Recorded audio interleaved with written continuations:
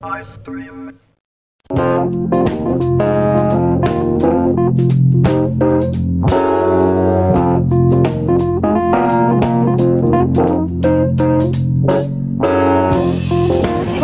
ഭാഗത്തൂടി നമ്മളിങ്ങനെ യാത്ര ചെയ്യുമ്പോൾ കാണുന്ന ഒരു എന്താ പറയുക വഴിക്കാഴ്ചയാണ് ഇവിടുത്തെ മലപ്പുറം മുട്ടായി എന്ന് തന്നെ പറയാം. ഇത് ശർക്കര മുട്ടായി എന്നാണ് പറയുന്നത്. അപ്പോൾ ഞാനിങ്ങനെ വഴിയിൽ പല സ്ഥലത്തും കണ്ടു. അപ്പോൾ ഒരു സ്ഥലത്ത് ഞാനിങ്ങനെ ഇറങ്ങി നോക്കുകയാണ്. പക്ഷെ വളരെ ഹൈജീനിക്കായിട്ട് ഇങ്ങനെ കവർ ചെയ്തിട്ടാണ് വെച്ചിരിക്കുന്നത്. പക്ഷേ ചൂടായിട്ടാണ് കൊടുക്കേണ്ടത്, എന്നാലേ ഇതിന് ഡിമാൻഡുള്ളൂ.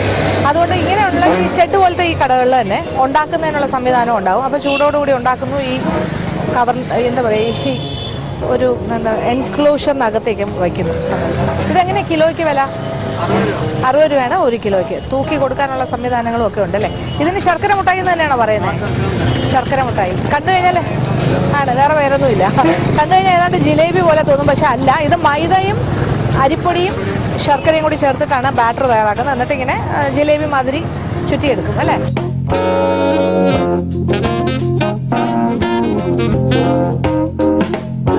കണ്ട ശരിക്കും ജിലേബിയാണ് അല്ലേ. ഞങ്ങളുടെ നാട്ടിലെ ജിലേബിയൊക്കെ കണ്ട ഇതുപോലെ തന്നെ ഇരിക്കും. ഇവിടുത്തെ ജിലേബി ഇങ്ങനെ തന്നെയാണല്ലോ അല്ലേ. ടേസ്റ്റിൽ ഒരുപാട് വ്യത്യാസമുണ്ട്. ശരിക്കും ശർക്കരയുടെ ടേസ്റ്റ് തന്നെയാണ്. അതുകൊണ്ട് തന്നെയാണ് ഇത് ശർക്കര മുട്ടായി എന്ന് പറയുന്നത്. വളരെ ഡിഫറെൻ്റ് ആണ്. ജിലേബി ടേസ്റ്റേ അല്ല, എൻറ്റയർലി ഡിഫറെൻറ്റ്. കാഴ്ചയിൽ മാത്രമേ ഒരു ജിലേബിയുടെ ലുക്കുള്ളൂ. പക്ഷേ ഇത് ഇവിടുത്തെ സ്പെഷ്യലാണ് അല്ലേ, മലപ്പുറം ഭാഗത്ത്. മലപ്പുറം മുട്ടായി, മലപ്പുറം സ്പെഷ്യൽ. ഓക്കെ, അപ്പോൾ മലപ്പുറത്ത് വന്നിട്ട് മലപ്പുറം മുട്ടായി കണ്ടില്ല എന്ന് വേണ്ടല്ലോ അല്ലേ. മലപ്പുറം ഡിസ്ട്രിക്റ്റിലൂടെ ഇങ്ങനെ സഞ്ചരിക്കുമ്പോൾ വളരെ വ്യത്യസ്തമായ വിഭവങ്ങൾ, മലപ്പുറം സ്പെഷ്യാലിറ്റീസ് എന്താണെന്ന് ഞാൻ അന്വേഷിക്കുന്നുണ്ട്. ആ കൂട്ടത്തിൽ ഇങ്ങനെ പോകുമ്പോൾ ഇവിടെ ഏറ്റവും കൂടുതൽ കാണുന്ന കുഞ്ഞു എന്താ പറയുക ഫ്രൂട്ട് ഷോപ്പുകളിലും അല്ലെങ്കിൽ ബേക്കറീസിലും ഒക്കെ കിട്ടുന്ന ഒരു കാര്യമാണ് അവൽ മിൽക്ക്. പല സ്ഥലങ്ങളിലും ഇങ്ങനെ ബോർഡ് വെച്ചിരിക്കുന്നതാണ്.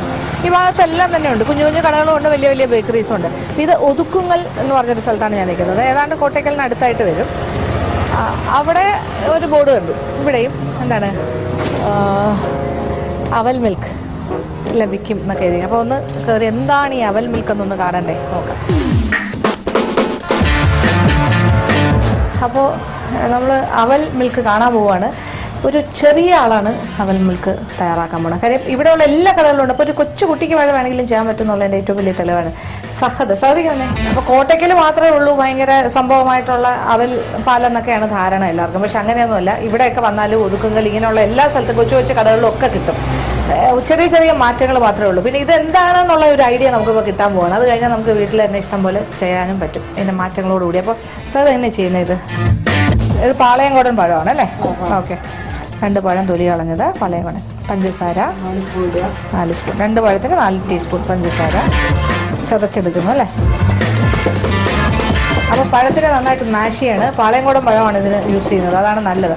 അതും പഞ്ചസാരയും കൂടി ഇത് ആയി. ഇനി ഇതിലേക്ക് കുറച്ച് കാര്യങ്ങൾ എന്തൊക്കെയാണ്? അവല് വറുത്തതാണ് അല്ലേ, വറുത്ത അവല്.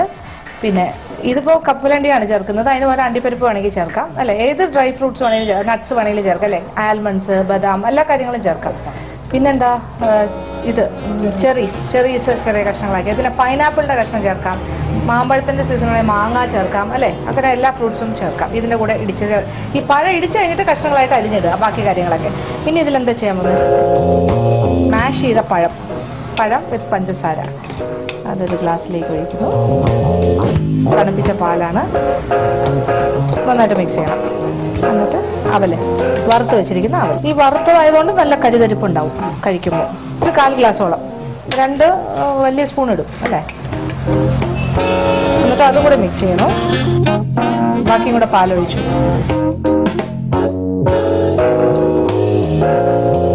ഇത്രയേ ഉള്ളൂ ശരിക്കും പറഞ്ഞാൽ അവൽ പാലെന്ന് പറഞ്ഞാൽ. പിന്നെ ഇനി ഇതിൽ നട്ട്സ് ചേർക്കുന്നു, അതായത് ഇതിവിടെ കപ്പലണ്ടി ചേർക്കുന്നു. പിന്നെ എന്താണ്, തേങ്ങ പല കളറിൽ, ഡെസിക്കേറ്റഡ് കോക്കനട്ട്, ഉണങ്ങിയ തേങ്ങ അല്ലേ, തേങ്ങ ചെറിയ പല കളറാക്കിയത്, ചെറീസ്, ഇതൊക്കെ കളർഫുൾ ആക്കാനുള്ള കാര്യങ്ങളാണ്. പിന്നെ ഇതിനെയാണ് സ്പെഷ്യലായിട്ടുള്ള അവൽ പാലാക്കുമ്പോൾ ബാക്കി ഫ്രൂട്ട്സ് ഒക്കെ ഇടാം. പിന്നെന്താ, അതൊക്കെ അരിഞ്ഞിടുക ചെറുതായിട്ട്, മാങ്ങ, പൈനാപ്പിൾ, ഇങ്ങനത്തെ കാര്യങ്ങളൊക്കെ കൂട്ടത്തിൽ. പിന്നെ നട്ട്സ് അല്ലേ, കാഷ്യൂനട്ട് ഇടാം, ബദാം ഇടാം, പിസ്ത ഇടാം, എന്ത് വേണമെന്നെങ്കിൽ അതെല്ലാം ഇടാം.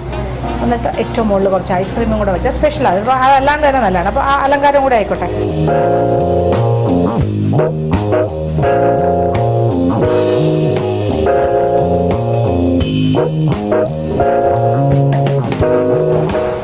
കണ്ടല്ലോ, സഹദ് റെഡിയാക്കി തന്നിരിക്കുകയാണ്. അവൽ മിൽക്ക്. അപ്പോൾ ഒരു ചെറിയ കുട്ടി, എത്ര വയസ്സുണ്ട്? 17 വയസ്സുള്ള ഒരാൾ നല്ലതായിട്ട് ഉണ്ടാക്കി തന്നതുണ്ട്. അപ്പോൾ ഇത്രയേ ഉള്ളൂ. ഇപ്പോൾ വീട്ടിൽ കൊച്ചു ആൾക്കാരൊക്കെ ഉണ്ടെങ്കിൽ അവരെ ഏൽപ്പിക്കുക ഇങ്ങനത്തെ ജോലിയില്ല. അമ്മമാർ പോലും ഉണ്ടാക്കേണ്ട ആവശ്യമില്ല അവൽ മിൽക്ക് ഉണ്ടാക്കാൻ. ഇത് എത്രത്തോളം ഭംഗിയായിട്ട് അലങ്കരിക്കാമോ അത്രത്തോളം ഭംഗിയാക്കാം. അപ്പോൾ ഇത്രയും നന്നായിട്ടാണ് അത് ഡെക്കറേറ്റ് ചെയ്തൊക്കെ തന്നിരിക്കുന്നത്. ഞാൻ ഒന്ന് ടേസ്റ്റ് ചെയ്ത് നോക്കാൻ പോവാണ്.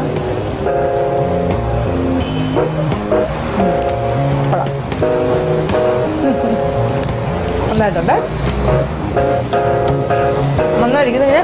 നമ്മളിങ്ങനെ കൊരി കഴിക്കുമ്പോൾ അവൻ്റെ ഇടയ്ക്കിടയ്ക്ക് കടിക്കാൻ കിട്ടും. നല്ല രസമാണ്. ഒരു കരുകരിപ്പ്, പിന്നെ പഴത്തിൻ്റെ സ്വാദ്, മധുരം എല്ലാം കൂടി മിക്സായിട്ട് വരികയാണ്. നന്നായിട്ടുണ്ട്. അങ്ങനെ മലപ്പുറം വിശേഷങ്ങളെല്ലാം കണ്ട് നമ്മൾ അവൽ പാലും ഒക്കെ കണ്ട്. അപ്പോൾ മർഹബ എന്നുള്ള ഈ ഒരു ഷോപ്പ്, ഈ ഒരു എന്താ പറയുക, ഒരു കൂൾ ബാർ, ഇത് ഒതുക്കുങ്ങൾ എന്ന് പറഞ്ഞ സ്ഥലത്താണ്. ഇവിടെ നിന്നും ഞാൻ ഇറങ്ങിയിരിക്കുകയാണ്. അപ്പോൾ ഇന്നത്തെ യാത്ര കുറച്ച് കൂടുതൽ കാഴ്ചകളെല്ലാം കണ്ടിങ്ങനെ കറങ്ങി നടക്കുമായിരുന്നല്ലോ. അപ്പോൾ എനിക്ക് പോകാൻ സമയമാകുന്നു.